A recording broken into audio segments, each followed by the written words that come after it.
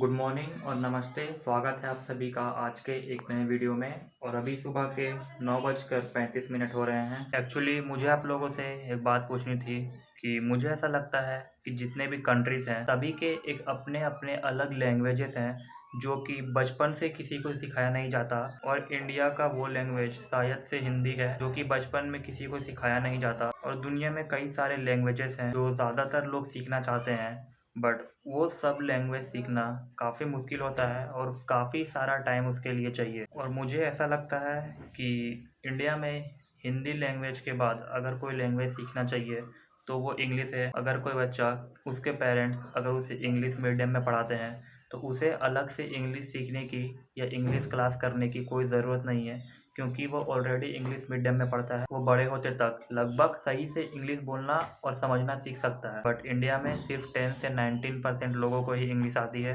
जिसमें से सिर्फ 4 से 5% लोगों को सही से इंग्लिश बोलनी और समझनी आती है। और मैं जब से वीडियोस बना रहा हूँ, आई थिंक मुझे 120 दिन होने वाले हैं।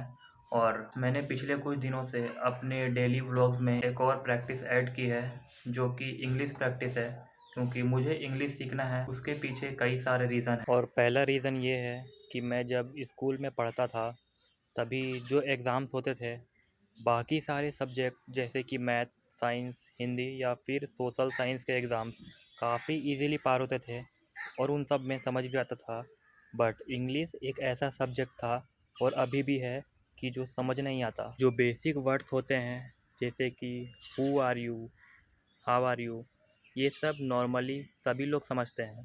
बट जो एडवांस लेवल के वर्ड्स होते हैं या फिर जो इंग्लिश पढ़ कर के समझना या फिर खुद से बोलना, ये चीज़ें काफ़ी मुश्किल लगती हैं। और सेकंड रीज़न ये है कि जब मैं यूट्यूब पर या फिर इंस्टाग्राम पर वीडियोस देखता हूँ तो उनमें से ज़्यादातर वीडियोस ऐसे होते हैं जो इंग्लिश लैंग्वेज या फिर इंग्लिश सबटाइटल में होते हैं, जो कि मुझे समझ में नहीं आते।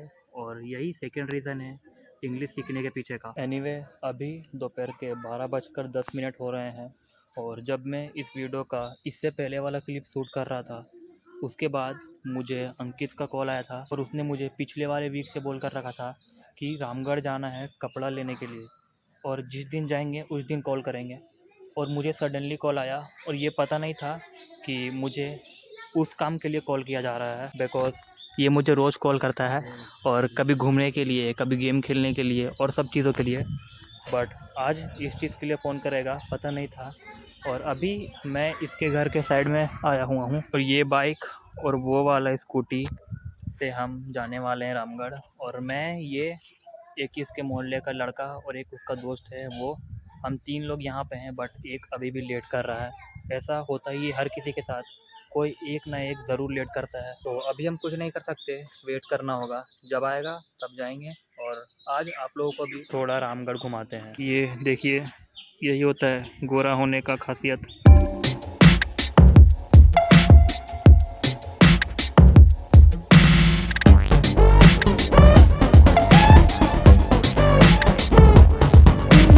और एक छोटी सी प्रॉब्लम हो गई है, ये हेलमेट का एक साइड वाला मिरर वाला टूट चुका है। अब ये कैसे लगेगा, कैसे लगेगा? ऐसे लगेगा, अरे लगना चाहिए। ये काफ़ी ज़्यादा अजीब है इस हेलमेट की तरह। मुझे ऐसा क्यों लग रहा है कि आज मैं कंप्यूटर क्लास नहीं जा पाऊँगा, बिकॉज़ अभी 1:30 बज चुके हैं और अभी तक हम शॉपिंग करने के लिए अंकित का नहीं गए हैं। अभी लगता है कि और भी काफ़ी लेट होने वाला है।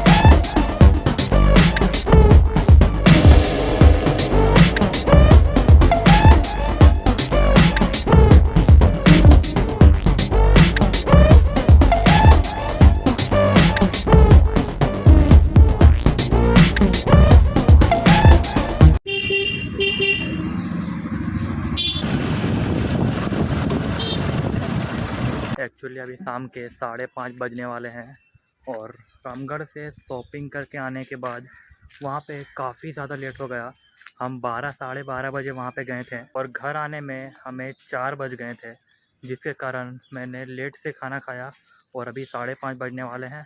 तो बैग उठाकर सीधा जिम चलते हैं। मेरा प्लान था कि आज थोड़ा जल्दी जाने का, लगभग 5 बजे, और क्योंकि आज यूट्यूब वीडियो शूट करना है बैक डे का, बट हम आधा घंटा लेट हो गए हैं, तो इसमें हम अब कुछ नहीं कर सकते, क्योंकि मुझे ऐसा लगता है कि कहीं बाहर घूमते समय का पता ही नहीं चलता, समय दुगनी तेज़ी से पार होता है। ये लोग शायद यहाँ फ़ोटो शूट कर रहे हैं।